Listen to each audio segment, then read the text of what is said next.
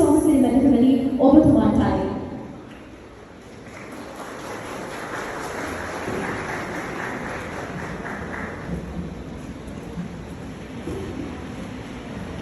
ගෞරවනීය මහා සංඝරත්නයේ අවසරයි ගෞරවනීය ප්‍රතිමන්ත්‍රී ආචාර්ය මණ්ඩලයේ ආදරණීය මහෝදය දෙමෝපියනි ගෞරවනීය අපකරුණාදී විශේෂයෙන්ම අවසරයි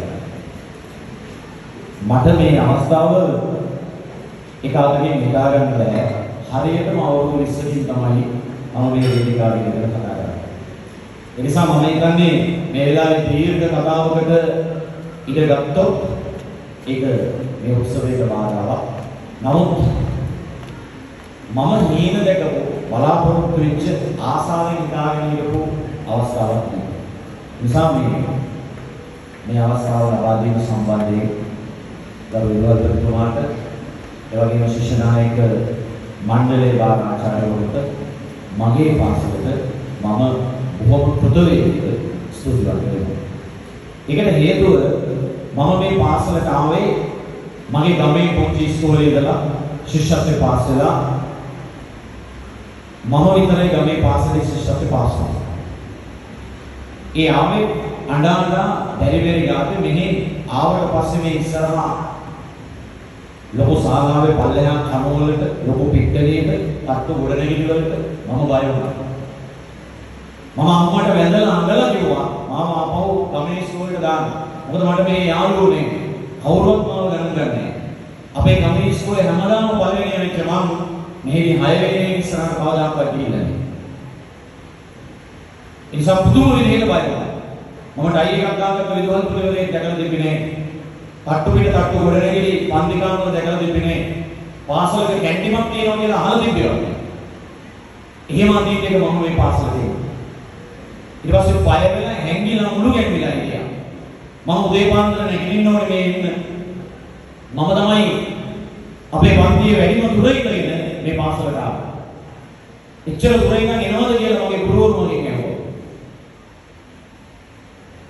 මට බස් එකේ ඉන්න ගිහිල්ලා අනන්ත අප්‍රමාණ මේ පැත්තෙන් දිහානේට ගිහිල්ලා තියෙනවා. මම දන්නේ ඔතනින් එහාට යන්න. රුපියල් 750යි එක්කම ඉඳලා මෙතෙන්ට බස් ආස්සා. බාග ටිකට් එක. ඒ ගිහිල්ලා පයින් ඇවිල්ලා දෙනවා මල්වත් ඉඳලා ආපහු යනකොට කිරිදෙවකට යනකම් නින්ද ගිහිල්ලා තියෙනවා. නින්ද යනවා. මොකද උදේ පාන්දර 4ට පුරාමාට නැගිටින්න ඕනේ. ඒ දවස්වල මම අකමැතිම ගාතාව යන්දුන් නිමිත්තන් ආමංගලයි. ඒක තමයි පන්සලේ ඇහෙන්නේ උදේට පිරිත්දා. අපේ ගෙදර කරන්ට් එක නැහැ. මම 7 වසරේදී කරන්ට් එක ගත්තා. ඒ කියන්නේ ගන්න සල්ලි තිබ්බේ නැහැ කියන කාරණේ නෙවෙයි විදුලි රැහැදලා තිබුණේ. උදේ පාන්දර නැගිටලා කොප්පිලාම්පුව අරගෙන ගිහිල්ලා ලිඳ ළඟ තියලා වතුර බාල්දිය ඇදලා ඕක ලින් ගැට්ටේ ඇති. බාල්දිය ගැලැපිලා කුප්පිය උඩට ලාම්පු කුප්පිය උඩට වතුර ඇදලා. එහෙම ලිඳ ළඟ මම අසරණ වෙලා තියෙනවා ඉස්කෝලේ ක්ලාස්සේ. අපේ අම්මා පොල්ගත් විශ්වවිද්‍යාලයේ රෙදිලි කමෙන්දලා දීලා කෙහෙල් පොලේ කවුරු කෙහෙල් පොලේ පෙපරාම් කරපු සම්පූර්ණයක් වරක් ගන්න නැතුව වත් එක බැලලා දෙනවා. ඉස්කෝලේට ආවට පස්සේ මගේ එකම යාළුවාර වත් එක විතරයි. එහෙනම් මම ඔක කාටවත් පෙන්නන්නෙත් නැතුව දෙන්නෙත් නැතුව කෙහෙල් පොලේ ඇස්සේ ඔළුව හංගගෙන තනියෙන් කනවා. කවුරුද යාළුවෙක් ඉන්නේ? එක මේක යාළුවෙක් කියන කොහොමද බලන්න. උට ඉතුරු කොටසේ ඉන්නේ. හැම එකම මට ගැහුවා. මට මැට්ටා කියලා කිව්වේ. ඇත්තම.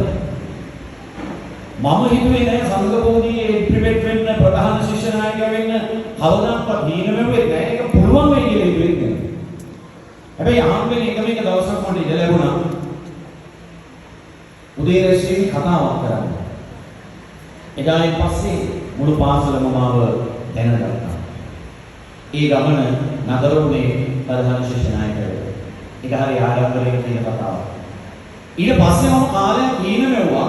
මොකද අපි ප්‍රධාන ශිෂ්‍ය නායකයා වෙලා ශිෂ්‍ය නායක මණ්ඩලවල වැඩ කරලා එහෙම පාසල් වලට ගිහිල්ලා රට පුරා විවිධ පාසල් වල ශිෂ්‍ය නායක දිනවලට ගිහිල්ලා ඒ කතන්දරේ කියන්න මට දවසක් දෙන්න මම මුලින් ඉඳලා කියන්නම් එහෙම කතාවක් තියෙනවා ඒක පොතක් ලියන්න ඕන එක මම ඒ කාලේ ඉස්කෝලේ ඉන්නකොට හිටපු ගුරුවරුන්ගේ අදට ඉන්නේ මේ එකක් මැඩම් විතරයි. මැඩම් මේ කතාව දානවා. ඒක දිගට ගොඩක් දිග්ගැසෙන නිසා මම නොකියයි. ඉතින් මේ මම දැක්ක හේනේ තමයි අපිට කලින් හිටපු ප්‍රධාන ශිෂ්‍ය නායකයෝ නායිකාවෝ අපේ උත්සව වලට ඇවිල්ලා හරි ආඩම්බරකාර කතා කරා. මම තීනම මට කවදා හරි දවසක ඉන්න පුළුවන් වෙයි. ඇවිල්ලා මගේ බාල සහෝදර සහෝදරියෝ මගේ ආචාර්ය මණ්ඩලය මගේ පාසලේ මගේ ශාලාව ඇතුලේ මටත් මේ ආඩම්බරකාර කතාවක් කරන්න පුළුවන් වෙයි කියලා තීනම වෙන්න මොතන ඉඳලා කවදාකවත් ඒක ඉවර කරන්න බැහැ. අද තමයි විශ්ව. අර කලින් කිව්වා අවුරුදු 20කට පස්සේ. ඒ නිසා මගේ හීනේ කතාව මේක. මගේ බලාපොරොත්තුවේ කතාව මේක. මගේ ආඩම්බරකාර කතාව මේක. ඒ නිසා මට මේක කියන්න ඉඩ දෙන්න සහ අමාරුවෙන් ඉවසන්න. අවුරුදු 20ක බලාපොරොත්තු. මට පුළුවන් හැම වෙලේම මම ඉස්කෝලේට උදව් කරා. අපි පුදුම විදියට අපහසුතාවකට පත් වෙච්ච එකක් තමයි අපි ওই පළදින නිල කබාය. ඔය ශිෂ්‍ය නායක දිනවලට අපි හරි ආසාවෙන් සම්බන්ධ වුණා රටපුරා.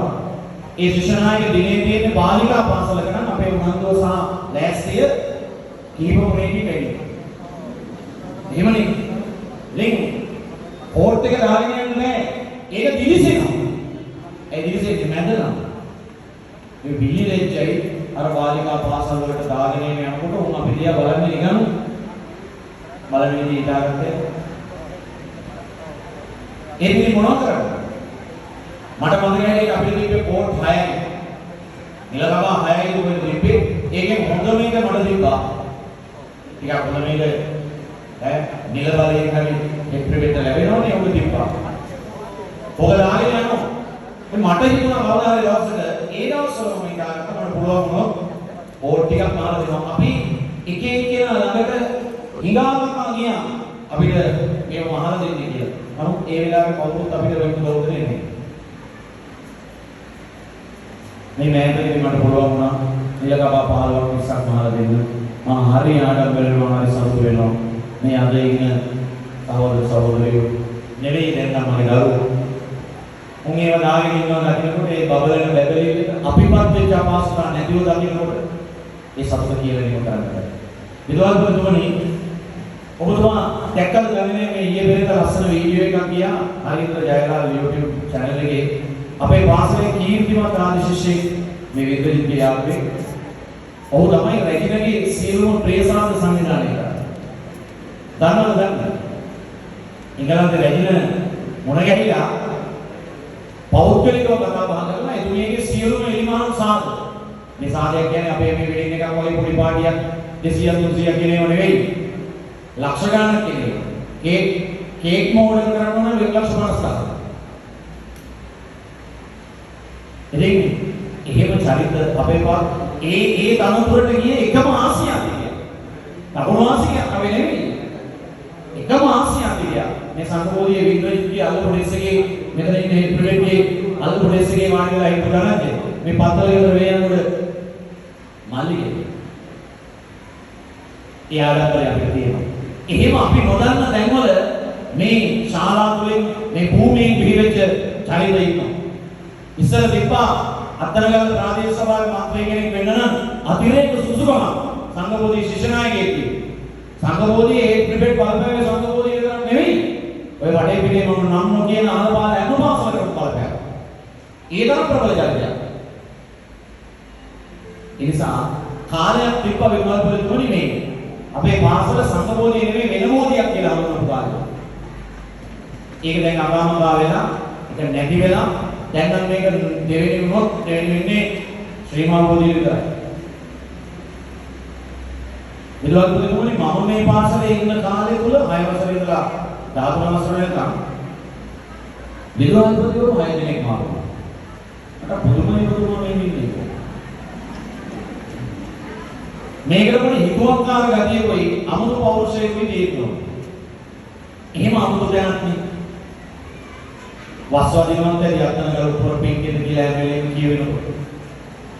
ඒ නිසා අපි හීන විදියට දැක්කේවා ඉටුකරේ මේ විදුහල්පතිතුමා මේ සිරිසූරිය ශාලාව එහා කෙළවර දක්වා දික් කරන එක සංඝබෝධිය ජාතික පාසලක් වෙන එක ඒ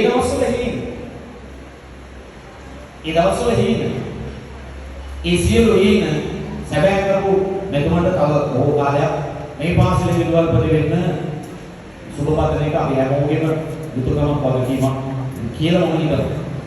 ඊළඟට මට හරි සතුටුයි මම මේ පාසලේ 2002 අවුරුද්දේ දැන් මම වයසේ මත් දිනේනු සයන්ස් වලින් උසස් පෙළ කරලා අමෑරලා කලේ පාඩ විභාගය ලියුවා. සයන්ස් වල විභාගය ලියුවා. දෙවෙනි වතාව මේක අමෑරලා කලා විෂය ධාරාවෙන් ආර්ට් වලින් මාස 6ක් වගේ කෙටි කාලයක් ඇතුළත සියලු වැඩ පිළිවෙල කරගෙන විශ්වවිද්‍යාලයට. ඒ දෙවෙනි වතාවේ විභාගෙ ලියනකොට මේ පාසලේ ගුරුවරු තමයි රක්වාන මැඩම්, ඉන්දිරා පොළොංග අපිට මැඩම්. ඒ අය තමයි මට උදව් කළේ. අපරාධ කියන්න බෑ. පාසල ඉවර වෙලා අවස ඉඳි කිසිම ලාභ ප්‍රයෝජනයක් නැතුව ඇවිල්ලා කියලා දුන්නා. මේ පාඩම් ටික බලාගන්න මේක කරන්න නෝට් වල දුන්නේ දෙවියෝ. ඒ කියන්නේ අවුරුදු 2-3කට පස්සේ පාසලෙන් අයින් වෙනවා. ඒත් අපි ඉස්කෝලේ ආවා. ඒ නිසා මේ භූමිය මහා පුදුමාකාර පුණ්‍යවන්ත භූමියක්. අපේ කතාව මේ තරම් ශක්තිමත් වුණේ මට ලංකාවටම ගන්නන්න පුළුවන් ගුරුවරයෙක් බවට පත් වෙන්න පුළුවන් වුණේ.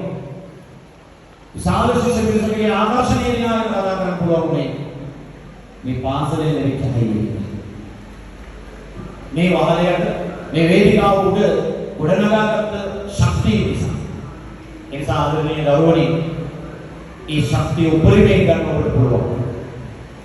ඒ වගේම තමයි මේ මුළු පාසලේ මෙතනින් එහාට තියෙන සෑම ශාලාවකම හැම පක්කවම වාඩි වෙලා ඉන්න සියලු දරුවන්ට ආදර්ශයක් වෙන්න ඕනවා. කළු රෙද්දක එක ටිකක් තිබ්බම ඒක පේන්නේ නැහැ. හැබැයි සුදු රෙද්දේ එක කළු ටික ඉතා පැහැදිලිව පේනවා. ඔබ දිහා සියලු දෙනා බලාගෙන ඉන්නවා. ඔබ ආදර්ශයක් ගන්න මහල්සාල් පිරිසක් බලාගෙන ඉන්නවා. ඉතින් දරුවන්ට ආදර්ශයක් වෙන විදිහට හැසිරෙන්න අද නිලදාංජන ඔබ සියලු දෙනා සතුව මහා වගකීමක් තියෙනවා. තාතුරුනේ ජාතක කතාව මතකනේ මගේ විශේෂ සම්බන්ධ නිසා මේ කතාව කියලා මම නතර කරනවා. කතාවේ නම මට මතක නැහැ. එක්තරා ජාතක කතාවක ඒ නගරයේ සිටුවරේ මිය යනවා. එහෙම මරුණට පස්සේ රජුගේ සිටු පුත්‍රයාට පරිවර්තනයක් යවනවා එන්න මාලිගාවට. මොකද සිටු තනතුර බාරගත්තා. පොඩි කොල්ලෙක් අවුරුදු 15ක දාසේ මේ තරුණයා රජුගේ මුණ ගැහෙන්න යනවා. රජතුමා බලාගෙන ඉන්නවා ඔව් මාලිගාවට එන ආකාරය. බලාගෙන ඉන්න බව ඔහු දන්නේ නැහැ. රජමාලිගාවේ මිදුලේ මඩවක් තියෙනවා. කලින් දවසේ වැහලා. මේ කොල්ලා එනකොට වේගයෙන් ඉවරගෙන ඇවිල්ලා අරකට පැනලා මඩවලට උඩින් පැනලා තමයි පස්සේ මාලිගාව ඇතුළට ගිහලා රජුගේ පිළිසඳර සුබද කතාව අවසානයේ රජුගේ සිටු තනතුර ප්‍රදානය කරලා මේ අලුත් සිටුවරයා සංග්‍රහ සත්කාර සම්මාන පිට මාලිගාවෙන් පිටත් කරනවා සමුදෙනවා යන්න කියනවා. දැන් රජුගේ යන විදිහක් බලාගෙන අර එනකොට මඩවල උඩින් පැනලාව දරුවා මේ තරුණයා යනකොට මඩවලට පැහැලා යනවා. රජුට මේ ප්‍රශ්නය ආයෙ පරිවිඩයක් කරලා ගෙන්න ගන්නවා. ගෙනගෙන අහනවා මම ඔබ එන විදිහක් බලාගෙන හිටියා ආපහු ගිය විදිහක් බලාගෙන හිටියා. එනකොට ආගේ ළඟකාර විදියට මේක උඩින් පැනලා දැන් යනකොට යන්නේ මඩවලට බැහැලා. ඒ ලැබුණු සිදු තනතුරු ගැන අප්‍රසාදයෙන් අකමැත්තෙන්ද? ඒක ගැන සතුටු නැද්ද? මොකද්ද මේ වෙනසට හේතුව? ඊට පස්සේ කියනවා අපෝ උත්තරයක්. අන්න එතනයි ඔබට ආදර්ශය දෙන්නේ. රජුගේ ඔබතුමා ළඟට ආවේ මේ නගරේ නිකන් කොල්ලෙක්, ඔලු ගැටේ. හැබැයි ඔබතුමා ළඟින් යන්නේ මේ නගරේ සිටුවරයා. කොල්ලෙක් වලක් උඩින් පෙන්නන දේ ලොකු කතාවක් ඇදෙන්නේ නැහැ. කොල්ල කොහොමද තේමයි. හැබැයි මේ නගරේ සිටුවරේ රෝගිණී ගිහින් මඩවලකට උඩින් පෙන්නන කිව්වොත් ඒක ලොකු කතාවක් වෙනවා. දැන් රජුරුවන්ටම සතුරු වෙයි මේ දීපු තනතුරේ. තමා නිවැරදි තීරණයක් ගත්තා. ඔහුගේ තනතුරේ වගකීම වටහා ගත්තා. ඔහු ආදර්ශවත් වෙන්න හිතාගත්තා. වයසට වඩා මොහුපුරා ගිය සිටුවරේ ගැන රජු යලි යලි සතුටටපත් වුණා. අද දවසේ ඔබේ එහෙම වෙනසක් දකින්න ඕනේ. දැන් මම කියන්නේ පාලනයේ මොඩල් වලට බහැලා කියන්නේ ඒක ඔබ වටහා ගන්න. ඒ නිසා මම මේක වඩා කතා කරන්නේ නැහැ. කතා කරන්න ගියොත් කොහෙන් නතර වෙයිද දන්නේ නැති නිසා මට හරි පුදුමාකාර විදිහේ සතුටක් ඇති වෙන දවසක්. උදේ මේ විනෝදපතිතුමාගේ ආචාර්ය මණ්ඩලයේ පාසල සමග තියෙන බැඳීම නිල කාලයේ සමග අවසන් වෙනවා. ඊට වඩා බැඳීමක් වලට පත්වන්නේ හදවතින් බැඳුනම පමණයි. හැබැයි මතක තියාගන්න පුතා, ඔයාගේ මගේ සදාකාලිකව පාසල මේක. විදුහල්පතිතුමාගේ ශ්‍රාවයයි වෙන විදුහල්පතිවරයෙක් නෙයි. එතකොට එතුමාගේ නෙවෙයි මේ පාසල. හැමදාම අපි කිසි තැනක මේ නමට නිගරුවක් වෙන්න ඉඩ දෙන්න එපා. එහෙම කතා කරන තැනක නිශ්ශබ්ද වෙන්නත් එපා. ඔබගේ විදියට හැසිරෙන්නත් එපා. එහෙම හැසිරෙන්න ඔබේ පිටිපස්සේ බලාගෙන ඉන්න සහෝදර සහෝදරියන්ට ඉඩ දෙන්නත් එපා. ඒ වෙනුවෙන් ඔබ වෙනුවෙන් කරන්න පුළුවන් ඕන උදව්වක් කරන්න. අපිට කරන්න පුළුවන් සීමාවේ ඕනෑම මට්ටමේ උදව්වක් කරන්න අපි දැසි. විදුහල්පතිතුමනි කිසිම වෙලාවක අපිට කෝල් එකක් දීලා මෙන්න මේක අඩුපාඩුවක් පිළියෙල දෙනවා කියලා කියන එක මට නම් කරදරයක් නෙවෙයි. මම මේ කරදරේ කැමති. ඒ කතා කරන්නේ මගේ අම්මා, මගේ පාසලේ, මගේ ඉස්කෝලේ කියලා මට පේන්නේ ආඩම්බරයක්. ඔබට දවසක මේ වගේ කතාවක් කරන්න ඉඩ ලැබෙනවා.